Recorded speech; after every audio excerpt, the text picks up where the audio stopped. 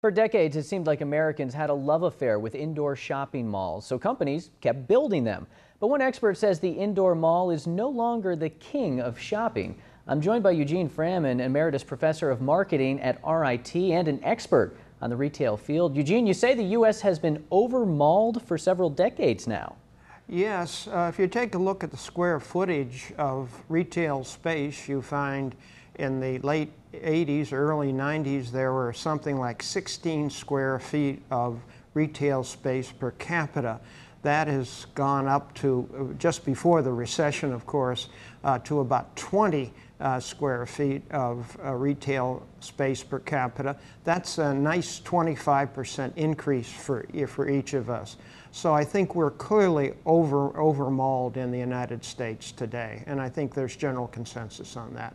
Yeah, it's kind of putting the squeeze on some malls. You know, we see it with places like the Medley Center up in Irondequoit. Is that kind of mass vacancy up there something that all malls are worried about these days? Yes, you see that throughout the country, and you see in other areas of the country where large department stores like Macy's have closed units with hundreds of thousands of square feet that suddenly become available.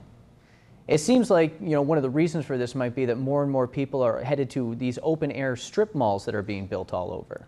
Yes, well, strip malls are good for a large part of the population because a large part of the population does live what we call time-compressed lifestyles. They want to get in and out. They want to get in and shop very, very quickly.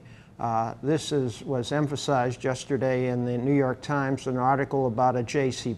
store being built in Manhattan, which of course Manhattanites are moving fast all the time, and a lot of the ambience of the store centers around getting in and getting out very quickly, finding the merchandise and not dawdling.